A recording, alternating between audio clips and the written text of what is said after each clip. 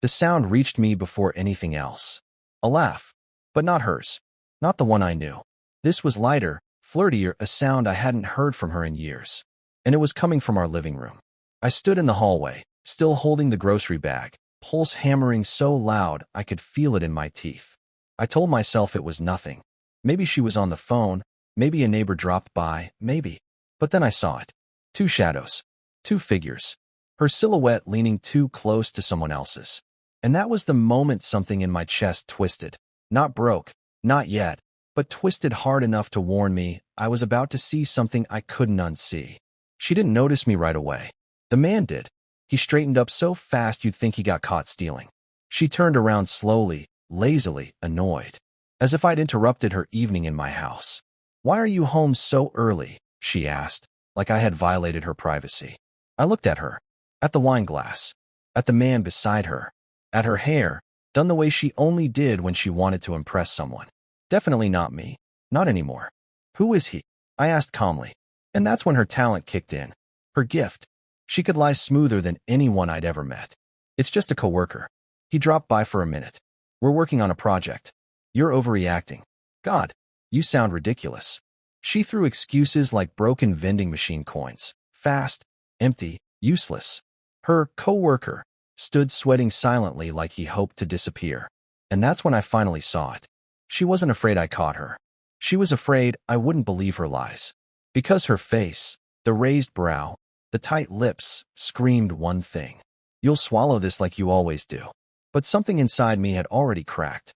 The person standing in front of me wasn't my wife. She was a prosecutor. She slammed her wine glass on the table, red spilling over. "You're making a scene," she snapped. "It was just a work meeting." "God, you exaggerate everything." She stepped closer, not to reassure, but to intimidate. "Do you honestly think I have time for affairs? With your paranoia? With your constant suspicion?" Her voice rose. Her lies grew. And then she twisted the knife. "You know what? Maybe you're the reason I'm so stressed." Classic. Blame the person you betrayed. I glanced at the man. He looked like he wanted to crawl out of his own skin. She kept going. "You're suffocating. Controlling. It's exhausting." But for the first time ever, her words didn't make me doubt myself. I looked at her and realized. She wasn't scared of losing me. She was scared of losing the comfort I gave her. While she ranted, something small fell to the floor. I looked down. A red silk scarf. One she only wore on special occasions. But beneath it, a hotel keycard. With today's date. And her name. Her face finally cracked. Not from guilt. From panic. "This is old," she stammered.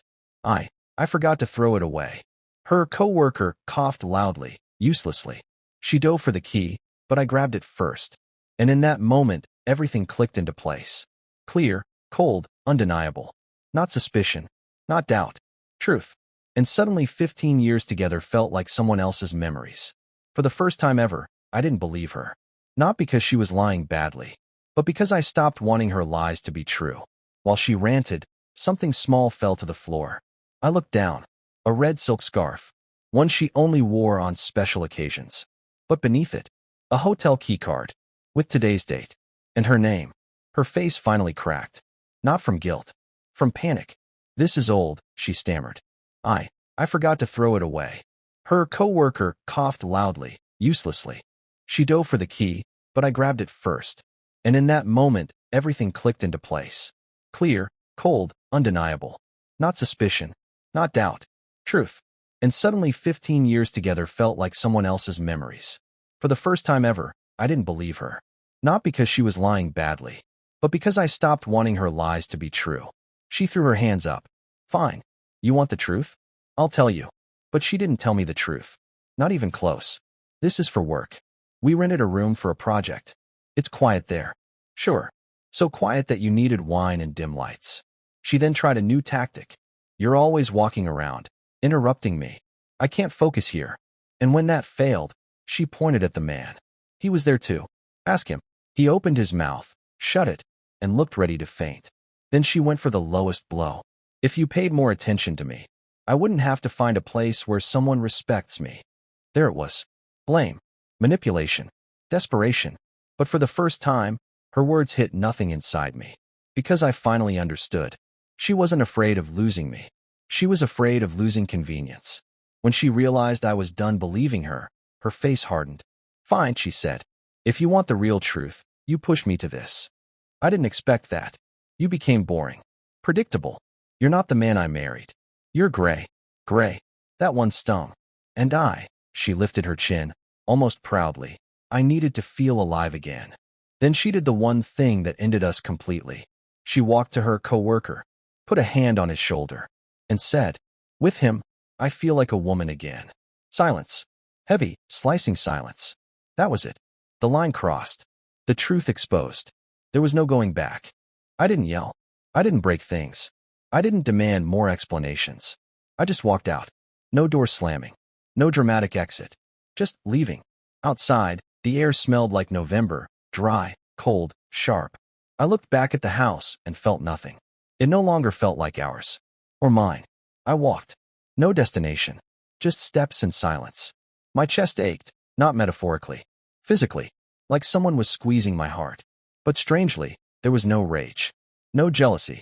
Just a quiet emptiness filled with one realization. I didn't lose her today. I lost her long before. And kept pretending she was still there. I came back late. Not for her. But for closure. She was in the kitchen under a soft lamp, hands around a mug of tea she never drank at night. Trying to look remorseful.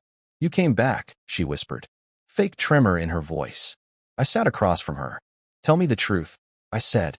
"Not to stay. To leave clean." She exhaled. Dropped the act. "Yes. I had an affair." "How long?" 6 months. 6 months of lies. 6 months of double life. 6 months of me cooking dinner while she was somewhere else. "Do you love him?" She hesitated, then said the worst possible answer. "I don't know." That was all I needed. Relief washed over me. Cold, sharp, honest. After her confession, the house felt smaller. Too tight. Like I'd outgrown the walls along with the marriage. "What now?" she asked, bored, irritated, as if asking what movie we should watch. That told me everything. I stood up. "Now I leave." She didn't chase me. Didn't beg. Didn't apologize. She just frowned. Because I was ruining her routine. I walked out. And for the first time in years, the air felt clean. Cold. Sharp. Alive. I wasn't broken. I wasn't ruined. I was free. Yes, it hurt. Yes, it ended a long chapter. But through that pain came clarity. You can't save a marriage. When one partner left it 6 months ago, and the other didn't notice, I removed my ring outside, put it in my pocket. Not angrily, just peacefully. And I understood something.